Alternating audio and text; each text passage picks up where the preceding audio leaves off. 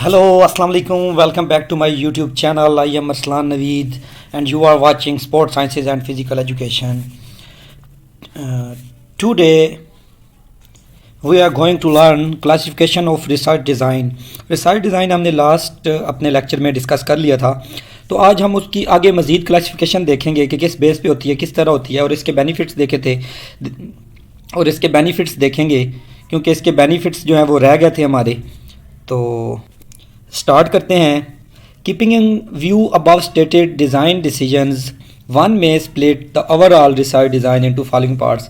जब इसमें ये बता रहा है कि जब आप एक रिसर्च डिज़ाइन बनाते हैं तो उसमें सब ग्रुप्स जो है ना वो इस तरह डिवाइड होंगे। सैम्पलिंग डिज़ाइन के सैम्पल कहाँ से लेना है, किस जगह से लेना है, किस एरिया से हमें सैम्पल चाहिए। ऑब्जर्वेशनल डिज़ाइन कि हमने उस सर्च में जो ऑब्जर्वेशन करनी है उसका अलग डिज़ाइन बनेगा, ठीक है। It relates to the condition under which the observation are made, यानी कि ये उसके रिलेटेड है कि हमने किस कंडीशन में ऑब्जर्वेशन करनी है। अच्छा, उसके बाद अगला पार्ट है स्टैटिस्टिकल डिज़ाइन, यानी कि उसमें अब हमने जो डाटा कलेक्ट किया है उसको हमने एनालाइज किस टाइम करना है, ऑब्जर्व किस टाइम करना है, ठीक है ना। ये स्टैटिस्टिकल डिज़ाइन भी उसका फॉर्म करेंगे। Operational design, it deal with the techniques by which the procedures specified in the sampling statistical and observational design to be carried। operational design ये बताएगा कि सैंपल किस जगह पे या किस टाइम कलेक्ट करना है, उसकी फिर जो ऑब्जर्वेशन है वो कब करनी है और स्टैटिस्टिकल प्रोसीजर कब लगाना है। तो ये उसने सब जो है ना ग्रुप्स में डिवाइड करके थोड़ा सा इस तरह ईजी हो जाता है, समझ आ जाती है ज़रा। नेक्स्ट देखते हैं जी, advantages of research design. Consume less time, जाहिर है जब आपके पास पहले ही से काम तैयार होगा तो अब मिसाल के तौर पे आपने पहले से ही डिसाइड किया हो कि अगर मैंने इस्लामाबाद ट्रैवल करना है तो बिलाल ट्रैवल से ट्रैवल करना है, स्काईवे से करना है, तो अगर आप उधर अड्डे पे जाके पहले सारों से पता करके रेंट और फिर जाके कहीं बैठेंगे तो आपका टाइम ज़्यादा कंज्यूम होगा। अगर एक कैजुअल के हिसाब से आप चलेंगे, कोई भी काम है प्लानिंग के हिसाब से करेंगे तो वो जल्दी होगा। इंश्योर्स प्रोजेक्ट टाइम स्केजुअल, बिल्कुल ये टाइम भी बता देगा कि हमारा प्रोजेक्ट 6 महीने में होगा, 3 महीने में होगा, 5 महीने में होगा, कब कंप्लीट होगा। Helps researcher to prepare himself to carry out research in a proper and systematic way, बिल्कुल जी ये रिसर्चर की भी मदद करेगा, ठीक है। Better documentation of the various activities while the project work is going on, बिल्कुल जी इससे हम अपना रिकॉर्ड भी महफूज इजीली कर लेंगे, हमें पता होगा कि किस टाइम कौन सा काम कर रहे हैं और इसका कितनी है, किसकी अहमियत है। Helps to proper planning of the resources and their procurement in right time. अच्छा, इसके बाद में वो ये बता रहा है कि जब आप प्लानिंग, 5वें पॉइंट में हेल्प्स इन प्रॉपर प्लानिंग, ये प्रॉपर प्लानिंग में हमारी मदद करेगा, रिसोर्सेज में हमारी मदद करेगा, प्रोक्योरमेंट में हमारी मदद करेगा, ठीक है। यानी कि पूरा एक स्केजुअल होगा तो हमें पता होगा। Helps in proper planning of resources and their procurement in right time. अच्छा, ये क्या करेगा, हमारी एक प्रॉपर प्लानिंग करने में मदद करेगा और उसको इम्प्लीमेंट करने में भी फिर हमारी मदद करेगा। प्रोवाइड सेटिस्फेक्शन एंड कॉन्फिडेंस, यानी कि ये इसमें ये बता रहा है कि वो हमें सेटिस्फेक्शन भी देगा और हमारा कॉन्फिडेंस भी बिल्ड होगा। यानी कि शुरू में जब हम प्रोजेक्ट बना लेंगे तो हमारा कॉन्फिडेंस लेवल अप हो जाएगा ऑटोमेटिकली कि अब हम काम इजीली बना लेंगे, एक हमारे पास पाथवे आ गया है, तो अब हमने बस इसके अकॉर्डिंग चलते जाना है और किसी न किसी जगह पे हम पहुंच जाएंगे। क्लासिफिकेशन ऑफ रिसर्च डिज़ाइंस, अब रिसर्च डिज़ाइन को कितनी क्लासिफिकेशन इसमें कितनी बनाई गई हैं। There are 2 types, exploratory and conclusive. अच्छा, एक्सप्लोरेटरी में क्या होगा कि आप न्यू आइडिया इन्वेंट करेंगे, न्यू आइडिया को एक्सप्लोर करेंगे, ठीक है। इसके लफ्ज़ से शो होता है एक्सप्लोर करना, यहाँ से अगर आप याद रखेंगे तो आपको याद रह जाएगा। अच्छा, कंक्लूसिव से क्या है, कंक्लूजन निकालना है। आप अपने किसी हाइपोथेसिस का कंक्लूजन निकालेंगे, किसी अपने आइडिया का कंक्लूजन इससे हासिल करेंगे।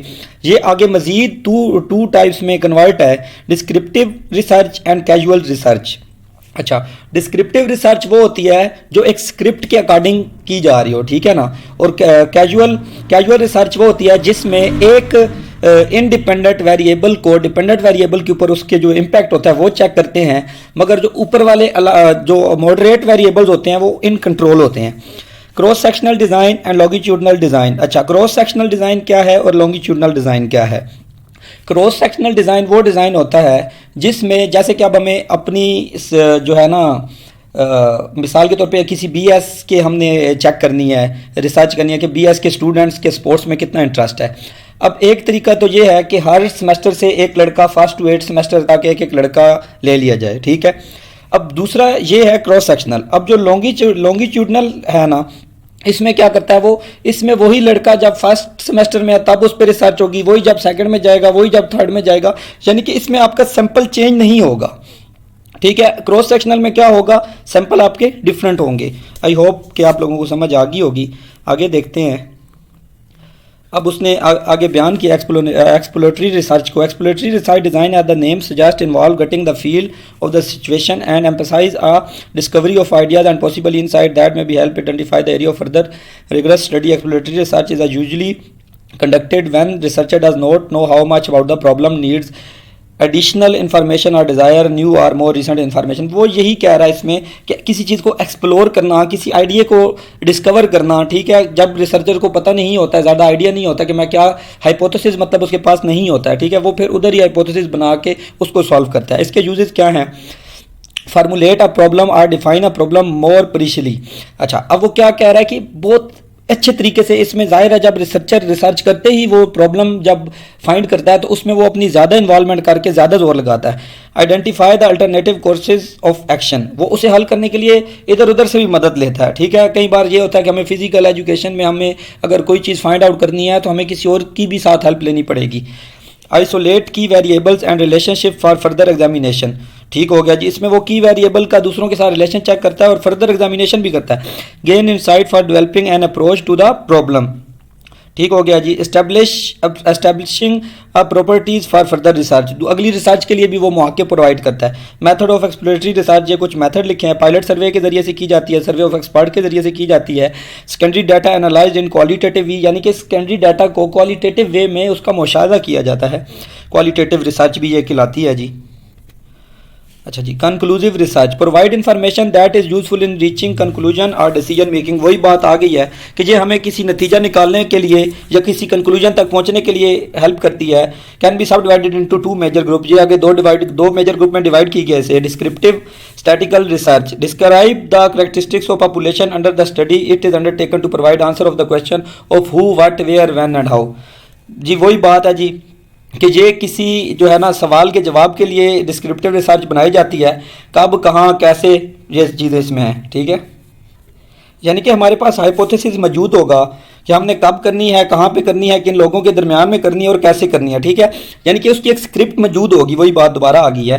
तो डिस्क्रिप्टिव रिसर्च वो होती है जिसके पास हमारे पास पहले सारा सिनेरियो मौजूद होती है, बस उसको हम उसको मेथडोलॉजी लगा के वो काम उसके ज़रिए करके उसके रिजल्ट निकाल देते हैं। Use descriptive research to describe the characteristics और relative group such as consumer sales people organisation और market areas to estimate the percentage of the unit. ये उसके आप कुछ फ़ायदे बता रहे हैं कि मार्केट के लिए अच्छी होती है, कंज्यूमर को चेक करने के लिए अच्छी होती है।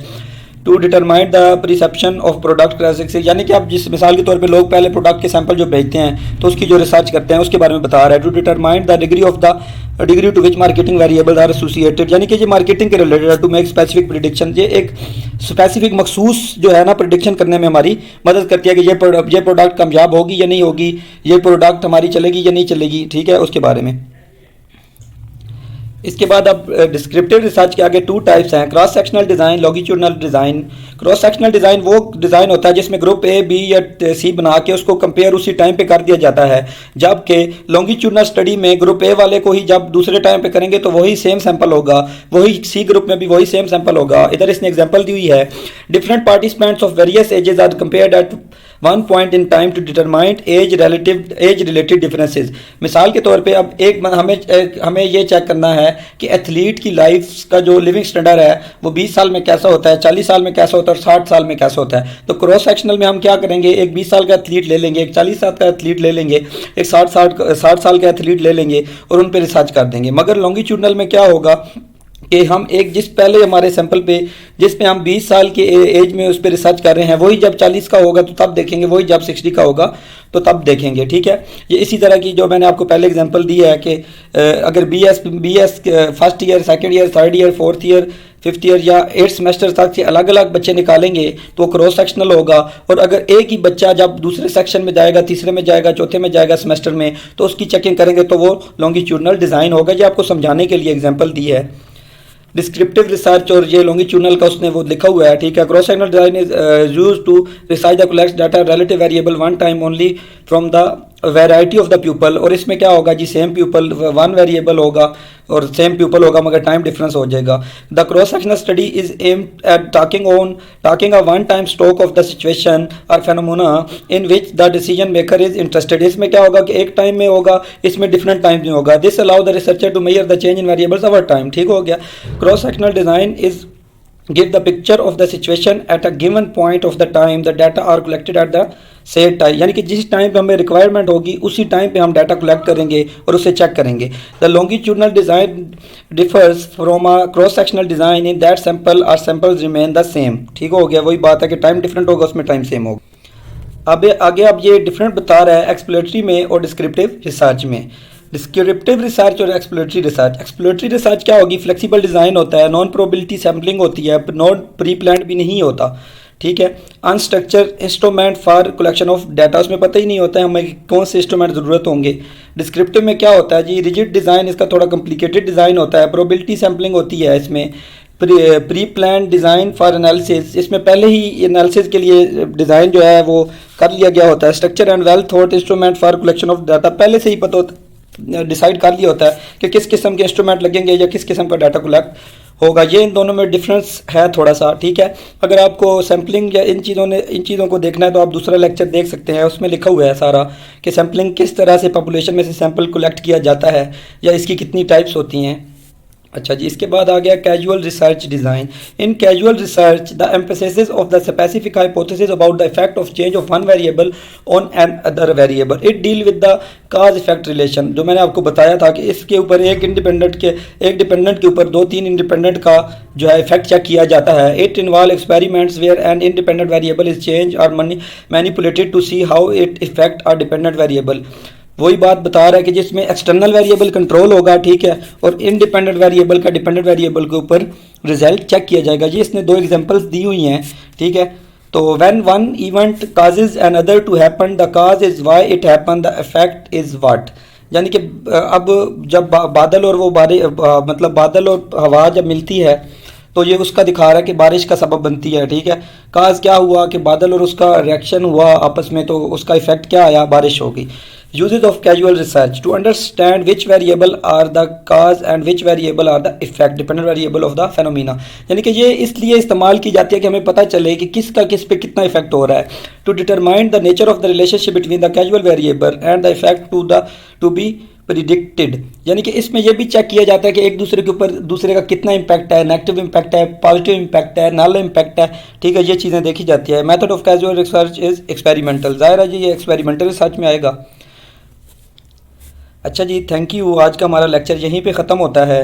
तो दुआओं में याद रखें, बड़ों का ख्याल रखें। ठीक है। चैनल को लाइक भी कर दें, सब्सक्राइब भी कर दें और कमेंट करके ज़रूर बताया करें आपको समझ आ रही है या नहीं आ रही। जज़ाकल्लाह खैर। अल्लाह हाफिज़।